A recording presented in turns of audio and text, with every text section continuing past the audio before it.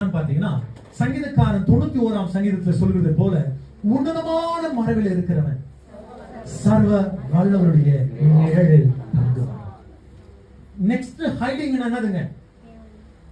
நான் ஹைடிங்னா கடவுளுக்காக காத்திரு, கர்த்தருக்காக பொறுமையோடு காத்திருந்தேன். அவர் என் பக்கமாக சாய்ந்து என்னுடைய கூப்பிடுதலை கேட்டார்.